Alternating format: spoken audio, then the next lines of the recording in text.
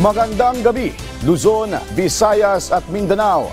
Narito na ang nagkakaisa at pinakamalawak na pagbabalita.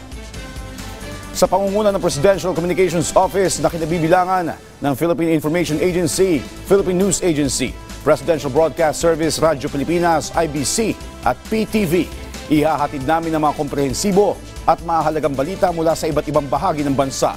Ako po, si Joshua Garcia. Ito ang Balitang Pambansa.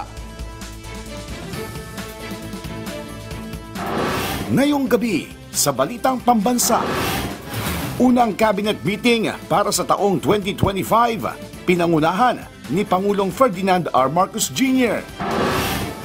Mga flagship projects ng Transportation Department hindi apektado ng ipinatupad na budget cuts.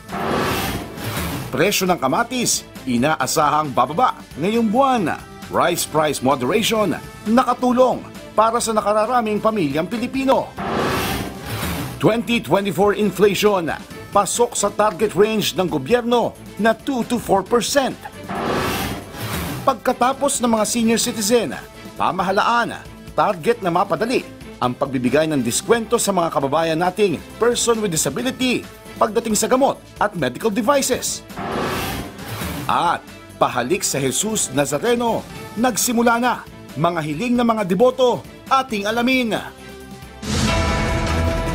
Una po sa ating mga balita, umarangkada na ngayong araw ang kauna-unahang full cabinet meeting para sa taong 2025 sa Malacanang. Kabilang sa mga tinalakay ang pagbabalik sa mga programang kasama sa National Expenditure Program na hindi pinondohan ng Kongreso. Ang detalye sa Balitang Pambansa ni Clazel Pardilla. Sa ika-18 cabinet meeting na pinangunahan ni Pangulong Ferdinand R. Marcos Jr., inatasan ng punong ehekutibo ang mga ahensya ng pamahalaan na muling suriin ang mga proyekto na kasama sa National Expenditure Program pero hindi pinondohan ng Kongreso. Ayon sa Pangulo, mahalagang tingnan at ibalik ang mga socio-economic program na kinakailangan ng administrasyon sa pagpapaunlad ng ekonomiya at ikabubuti ng buhay ng mga Pilipino. Kabilang dito ang 500 milyong pisong budget para sa routine maintenance sa mga tulay, 12 bilyong pisong kaltas para sa maintenance sa mga kalsada at 21 bilyong pisong pondo para sa feasibility studies. Pinagsusumite ni Pangulong Marcos ang bawat ahensya ng gobyerno ng listahan ng mga pinakamahalagang proyekto na kinakailangan ng pondo. Tiniyak naman ni Transportation Secretary Jaime Bautista ang napapanahong pagkumpleto sa mga flagship program ni Pangulong Marcos. Kasunod ito ng pagvito sa ilang proyektong pang-infrastruktura at problema sa right-of-way o mga lupang nakaharang sa daraanan ng mga proyekto, gaya ng North to South Commuter Railway, Metro Manila Subway, MRT at iba pang proyekto na magpapabuti sa pampublikong transportasyon.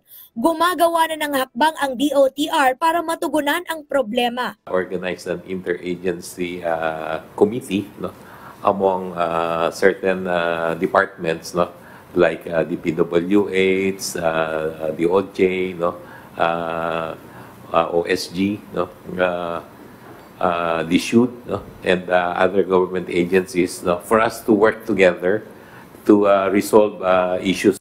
Bago matapos ang 2024, nilagdaan ni Pangulong Marcos ang higit 3 trilyong pisong pambansang pondo para sa taong 2025. Pinakamataas sa budget inilaan sa sektor ng edukasyon, kaya pinabulaanan ng Malacanang ang mga aligasyon na mas mataas ang budget ng Department of Public Works and Highways kaysa sa DepEd. Ayon kay Executive Secretary Lucas Bersamin, sinunod ng administrasyon ang konstitusyonal na mandato na bigyang prioridad ang education sector. Nilinaw niya na kasama sa edukasyon ang mga budget ng Philippine National Police Academy at sandatahang lakas na nagpapalaki sa kabuang alokasyon para sa education sector. Hindi lamang DepEd ang bahagi ng sektor ng edukasyon, kundi pati Anya Testa, state universities and colleges at SHED na nagpapatunay sa adhikain ni Pangulong Ferdinand R. Marcos Jr. na itaas ang antas ng edukasyon at kasanayan ng mga Pilipino. Mula sa PTV Manila, Clazel Pardilla, Balitang Pambansa. Nagpapatuloy ang isinasagawang investigasyon ng Philippine Navy kaugnay sa na-recover ng mga mangingisda na submersible drone sa Masbate. Samantala, mahigpit din binabantayan ng Philippine Coast Guard ang The Monster Ship ng China na nasa loob pa rin ng EEZ ng bansa. Ang detalye sa balitang pambansa ni Patrick De Jesus. Sineseryoso ng Armed Forces of the Philippines ang pagkakadiskubre sa submersible drone sa Masbate na na-recover ng mga mangingisda. Sumasailalim na ito sa forensic analysis ng Philippine Navy na tatagal ng halos 2 buwan. Kabilang sa tutukuyin ang pinagbulan nito. Sa inisyal na obserbasyon, ang drone na kulay dilaw at mayroon ding kulay kahel at pula ay posibleng ginagamit sa scientific research at fish tracking. May haba itong 3.5 meters, lapad na 24 centimeters at bigat na higit 70 kilo. Lahat ng anggulo ay susuriing mabuti ng Navy, kabilang ang military component. The analysis will examine the object's physical structure, electronic components, power source, and any possible stored data. Equipment such as these are used for gathering bathymetric data such as water temperature, the depth of water, and salinity. As mentioned, the AFP is on top of the situation and taking this seriously. A lot of speculation has been going on, but let me state that speculation is no substitute for evidence. Hindi ito ang unang beses na nakarecover ng drone sa ating karagatan. Agosto ng nakaraang taon, isang sea drone ang nakita sa hilagang bahagi ng bansa, habang noong Setyembre naman ay may mga pira-piraso mula sa isa pang umano'y drone. Sabi ng Navy, hindi sila nagpapabaya sa mga ganitong kagamitan na nadidiskubre sa ating bansa at sa pagprotekta ng ating teritoryo. Just because no reports come out doesn't mean your AFP is timid or not doing anything. We're trying to look at the bigger picture and correlate their numbers. Samantala, ikinababahala naman ng palasyo ang pananatili ng The Monster Ship ng China Coast Guard sa exclusive economic zone ng Pilipinas. We view it with concern. So far, we have been challenging the presence of that monster ship. The Coast Guard, our Coast Guard, has always been very alert in following up yung presence of that monster ship. Patuloy ang pagbabantay ng BRP Cabra ng PCG sa The Monster Ship ng China at pag-i-issue rito ng radio challenge. We are reminding you that you are within 76 nautical miles west of Capones Point, Zambales, inside in the Philippine Exclusive Economic Zone. Please leave this area immediately. Over. Mula Sabado pa ito, binabantayan ng mga idineploy na asset ng PCG na unang na-detect sa tulong ng Dark Vessel Detection System ng Canada. Mula People's Television Network, Patrick De Jesus para sa Balitang Pambansa. Pinalagaan ng Malacanang ang pahayag ni na dating Malacanang spokesperson Attorney Harry Roque at dating Presidential Advisor Attorney Salvador Panelo ukol sa pagsibak sa pwesto sa mag-amang Duterte bilang miyembro ng National Security Council. Ang detalye sa Balitang Pambansa ni Clazel Pardilla ng PTV Manila. Kung iniisip mo yan lagi, that's malicious. Malicious talaga si Mr. Harry Roque. Buweltaya ni Executive Secretary Lucas Bersamin laban sa pahayag ni dating Malacanang spokesperson Attorney Harry Roque. Sabi ni Roque, plano umano ni Pangulong Ferdinand R. Marcos Jr. na magdeklara ng martial law matapos alisin sina Vice President Sara Duterte at dating Pangulong Rodrigo Duterte bilang miyembro ng National Security Council. December 30 nang ilabas ang executive order na nag-utos ng reorganization ng NSC. Kung gusto nilang mapabilis ang bagsak ng administrasyon itong Marcos Jr., magmartial sila. Paglilinaw ng Malacanang, walang balak na magdeklara ng martial law si Pangulong Marcos o pahabain ang kanyang termino. Tanging pagpapaunlad lamang anya ng bansa at kapakanan ng mga Pilipino ang prioridad ng presidente. What he has in mind is the economic prosperity of the country, the health and welfare of the people, especially those of the lower classes, and the prioritization of his legacy projects. Pinalagan din ng palasyo ang hirit ni dating Presidential Advisor Attorney Salvador Panelo matapos itong tawagin na dirty politics ang pagsibak sa mag-amang Duterte sa NSC. Panelo, during his time as presidential advisor, was also advocated the exclusion of then Vice President Leni Robredo. No? So he has no moral authority to question the decision of the President. Advisory Council ani ang NSC, kaya may karapatan si Pangulong Marcos na piliin ang miyembro na kanyang pinagkakatiwalaan. Mula sa PTV Manila, Kalezal Pardilla, Balitang Pambansa. Bumaba ng 3.2% ang inflation rate noong nakaraang taon dahil sa mga hakbang ng gobyerno tulad ng pagpapababa ng taripa sa pag-angkat ng bigas. Ito ang inihayag ni Department of Finance Secretary Ralph Recto na nagbigay ng malaking ginhawa sa mga low-income families. Ang karaniwang inflation rate ng bansa noong 2024 ay mas mababa kumpara sa 6% noong 2023 at 5.8% noong 2022. Ang inflation sa bigas na bumaba noong Disyembre na nakaraang taon ay nasa 2.3%. Sa katunayan, ang mga presyo ng bigas ay patuloy na bumababa dahil na rin sa implementasyon ng Executive Order No. 62 na nagbaba ng taripa sa pag-i-import ng bigas. Inaasahan din ng gobyerno na mapapabuti ang lokal na produksyon ng bigas, tugunan ang pangangailangan ng mga magsasaka at mapanatili ang katatagan ng presyo ng bigas sa pamamagitan ng implementasyon ng Republic Act No. 12078 na magpapalawig ng Rice Competitiveness Enhanced Fund o RCEF. Samantala, ang pagkapalawak ng kadiwa ng Pangulo site sa 300 hanggang kalagitnaan ng 2025 ay magbibigay sa mga pamilyang Pilipino ng mga abot-kayang produkto kabilang ang bigas. Kasama nga sa mga bagong inisyatibo tulad ng Sulit at Nutri-Rice programs na naglalayong magbigay ng cost-effective at masustansyang bigas para sa mga mamimili. Samantala, inaasahang balik normal ang presyo ng kamatis sa pagtatapos ng Enero hanggang unang linggo ng Pebrero.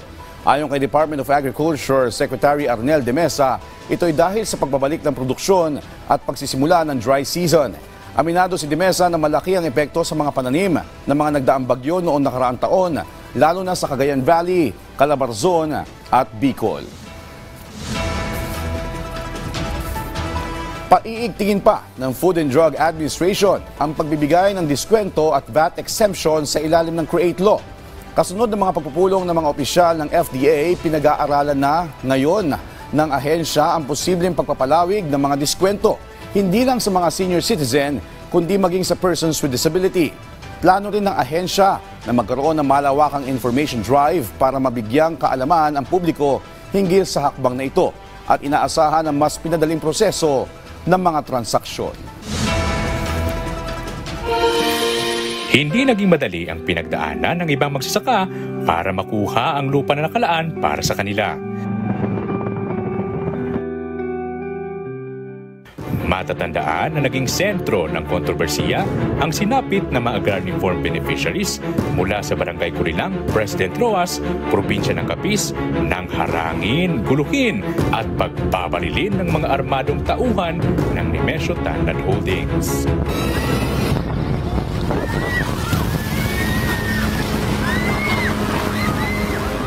Pagkakaroon ng malakas na political will at determinasyon ang naging kasangga ng mga opisyal ng GAR para ipatupad ang pag-install sa mga ARV sa nasabing lupa. Mga kooperatiba, mag-umpisa ini sa walang-wala gid. Pero sa time ni BBM, nahapagan kami sang support services. Dalag ko gid nga mga machineries nga naga-balor sa milyon. Sa kasulukuyan, sa unang 2 taong panunungkulan ni Presidente Ferdinand Bongbong Marcos Jr., nakatanggap ang Montecarba ng 2,640,000 piso na halaga ng makinarya at kagamitang pangsaka. Hindi tama na ang ating mga magsasaka na pinaghihirapan at nagtatrabaho ng taon-taon na wala naman silang lupa. Kaya ang agrarian reform ay naging priority ng administrasyon.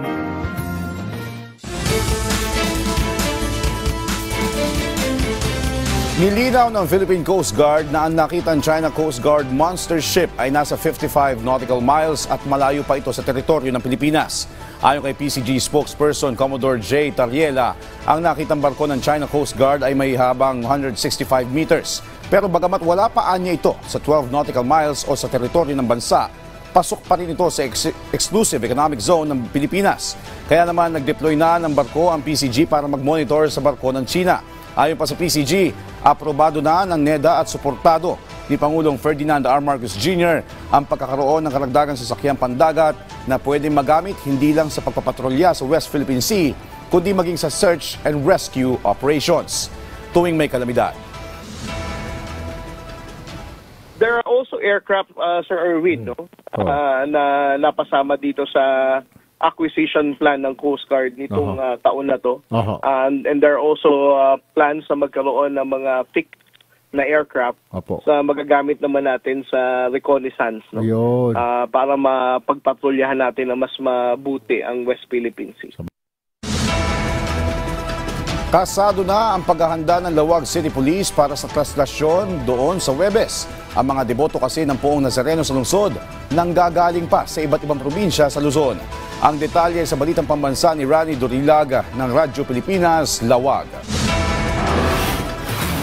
Wala nang tigil ang paglilinis ni na Lola Minda Jacinto sa chapel na ito sa Barangay Santa Joaquina sa Lawag City. Sa bahay kasi nila magsisimula ang traslasyon ng Poong Jesus Nazareno sa Huwebes kung saan ililibot ito sa sentro ng lungsod hanggang sa makabalik sa kanilang chapel. Ayon kay Lola Minda, ginagawa niya ito dahil sa debosyon niya sa Jesus Nazareno matapos siyang gumaling sa sakit. Oo, nagkasakit ako kaya talagang inano ko na magpatayo ako ng simbahan.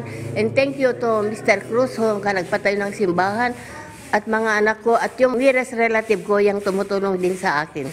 Makailang beses na rin aniya naghimala ang Poong Jesus Nazareno kaya't hindi na katakataka na dumaragsa ang mga deboto rito na nanggagaling pa sa Region 2 at Cavite Province para lang makiisa sa traslasyon. Kaya naman, ang Lawag City Police Station tiniyak ang kaligtasan ng mga deboto na lalahok sa prosesyon.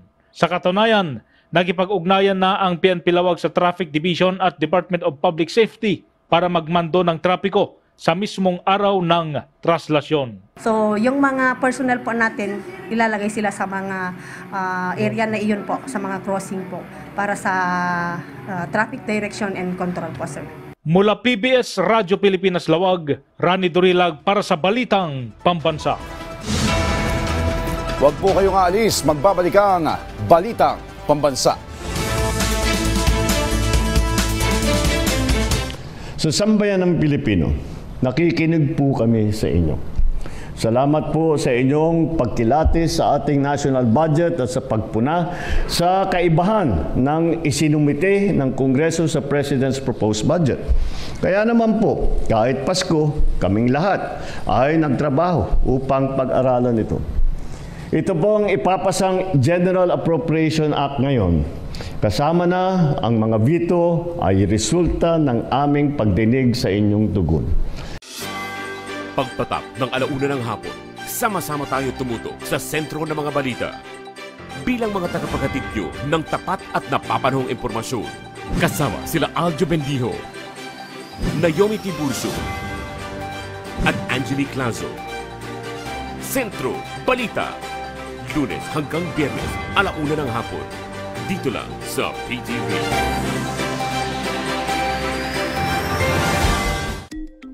Disaster Watch. Alamin ang mga dapat ilagay sa go bag bilang paghahanda sa anumang sakuna. Maglagay ng tubig na maiinom at mga pagkaing hindi madaling masira. Maglaan ng espasyo para sa first aid kit at survival kit para sa mga hindi inaasahang pangyayari.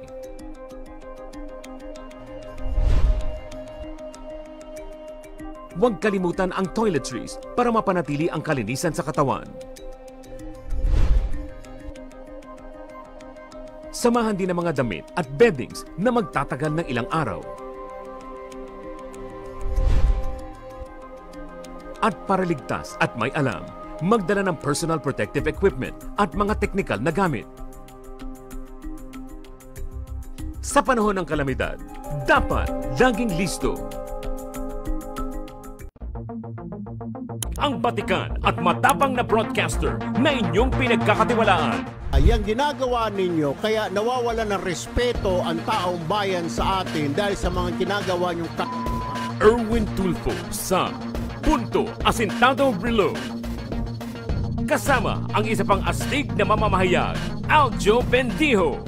Di makakalusot sa atin yan. Pag nasa pulke ng video, yung mga pang-abuso, yari ka dito. Punto Asintado Reload.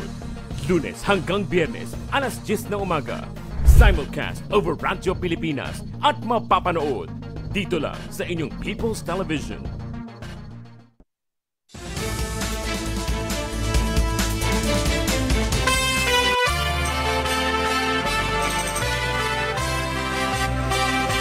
Mas dumami pa ang dumagsa ngayong hapon sa Quirino Grandstand 2 araw bago ang pista ng Nazareno.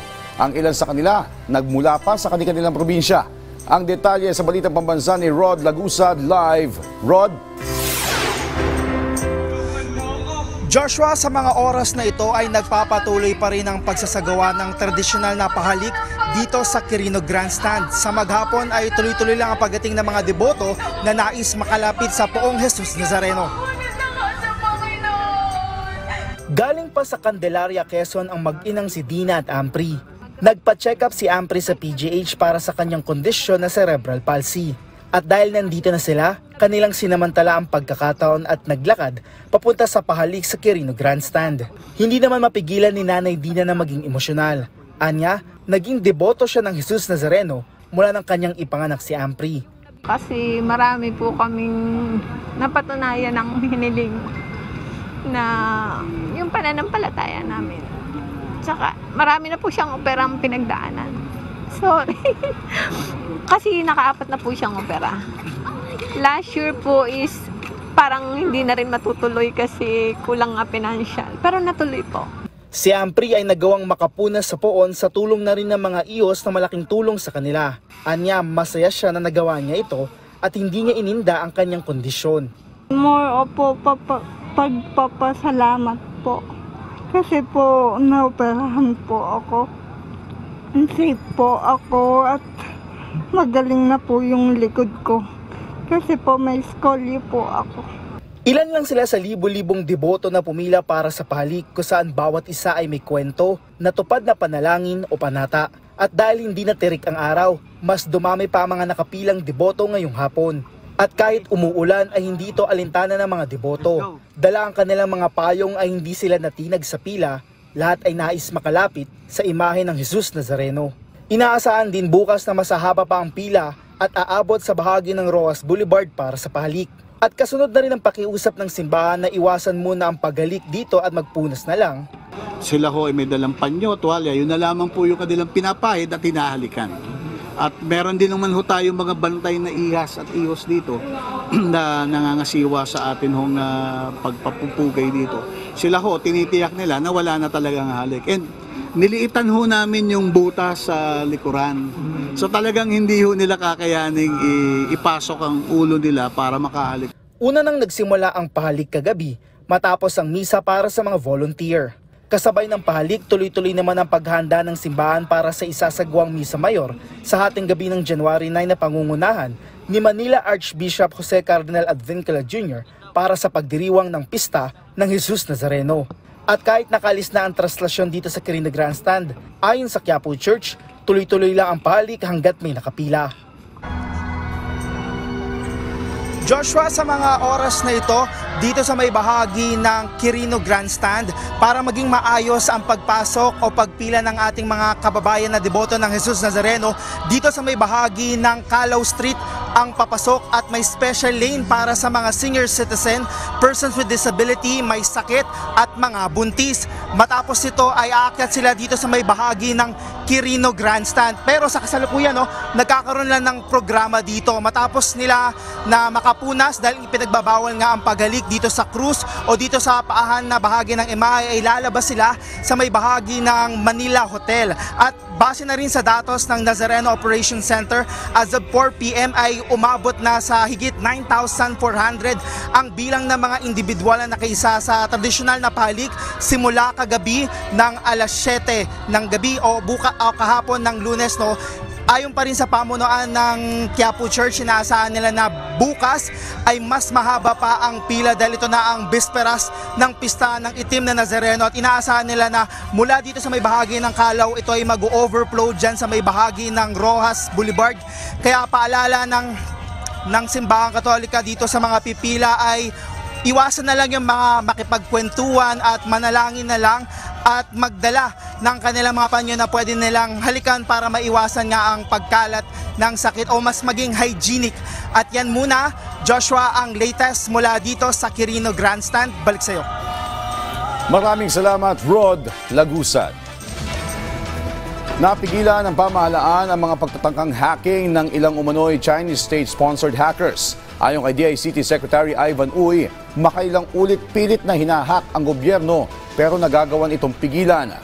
Unang lumutang sa isang report sa Bloomberg Wire Agency na nakakuha ng ilang impormasyon sa Office of the President sa ilalim ng administrasyon ni Pangulong Ferdinand R. Marcos Jr. kabilang ang military documents na may koneksyon sa territorial dispute ng Pilipinas at China sa West Philippine Sea. Sinabi pa na ang Chinese state-affiliated hacking group na APT41 ang nanguna sa breach bilang parte ng espionage campaign, pero giit ni Secretary Uy na hindi na bago ang insidente ng pag-hack sa mga government data. Tiniyak naman ng kalihim na agad na nadidetect at napipigilan ng gobyerno ang ganitong mga insidente. Umabot sa 760.5 billion pesos ang kita ng Pilipinas mula sa mga turista na tumaas ng 9% mula 2023. Ayon kay Tourism Secretary Cristina Frasco, ang paglago ng turismo ay nagbibigay ng maraming trabaho at tumutulong sa pag-unlad ng ekonomiya. Nasa 5.95 milyong turista naman ang dumating sa bansa noong 2024 kung saan 91% ay banyaga at pinakamarami ay galing sa Korea. Ayon sa DOT, ang bawat banyagang turista ay gumagastos ng hindi bababa sa $2,073 at karaniwang nananatili ng 11 gabi sa bansa.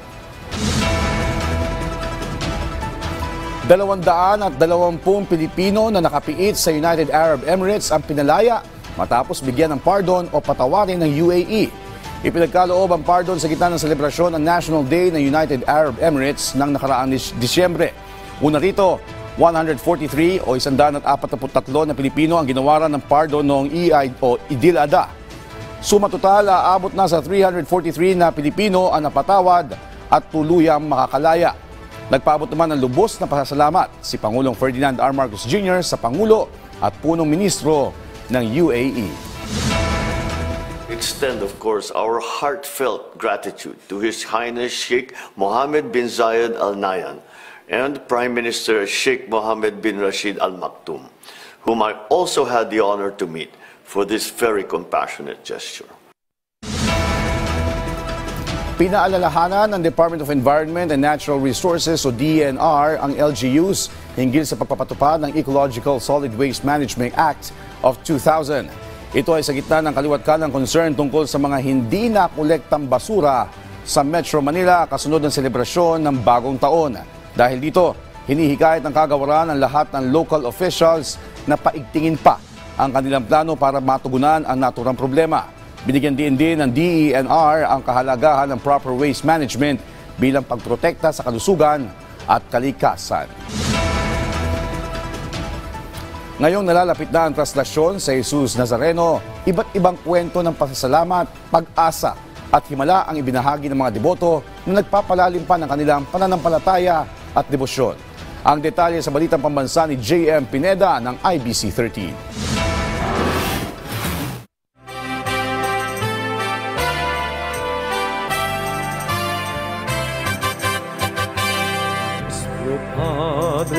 Jesus Nazareno. Ang mga deboto ng Poong Jesus Nazareno ay may kanya-kanyang muka at kwento. May kwento ng pasasalamat, pag-asa at himala na nagpapalalim sa kanilang pananampalataya at debosyon. Hindi sa imahen, pero sa mismong Panginoon. Ang ilan nga sa kanila hindi lang basta taon-taon ang sakripisyo, kundi araw-araw. Gaya na lamang ni Tatay Elpidio. Nakasanayan na raw nila mag-asawa na magpunta sa harapan ng Basilica Minor at pambansang dambana ng Poong Jesus Nazareno sa Quiapo. Dito ay lagi siyang nagdadasal para sa kanya at sa mga kapwa niya deboto. Kwento pa ni Tatay, 1965 nang lumalim pa ang paniniwala niya sa Jesus Nazareno. Mahimala po nangyari sa akin ito. May bukol pa ko rito malaki. Madalas pa ako magsimba dyan para tingin simot dito. Isang gabi bigla na pumusok. Nawala ko. Bago rin naputol ang kanyang binti noong nakarang taon, walang mintis ang pagsama niya sa mga prosesyon at mga aktibidad sa simbahan upang ipakita ang kanyang pasasalamat sa Poong Nazareno. Gaya ni Mang Elpidio, pasasalamat rin ang dahilan ng pagpapahalaga ni Henry at ng kanilang pamilya sa pamamanata sa Poong Nazareno. Paniwala niya, ang debosyon sa Poon ang nagligtas sa kanya sa kamatayan. Katulad ko personally, I faced that. Na-aksidente ako 2022. Sa probinsya namin, they found me walang malay sa isang liblib na lugar. And then ngayon, buhay pa rin ako.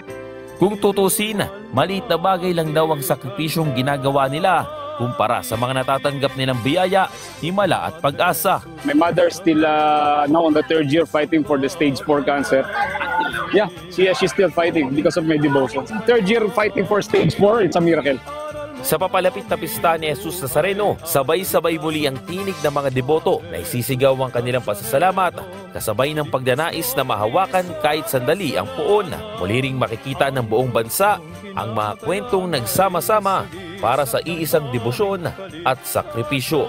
Mula sa IBC 13, JM Pineda para sa Balitang Pambansa. At dyan po nagtatapos ang 30 minutong ulat sa bawat sulok ng bansa. Samahan niyo kami muli mamayang alas 9:30 ng gabi para sa updated at pinalakas pang balitaan. Ito ang pinalawak na puwersa sa pangunguna ng Presidential Communications Office, kabilang ang Philippine Information Agency, Philippine News Agency, Philippine Broadcast Service, Radyo Pilipinas, IBC at PTV. Mula sa PTV, ako po si Joshua Garcia. Hatid sa inyo ang komprehensibong paghimay sa mahalagang usapin dito lang sa Balitang Pambansa.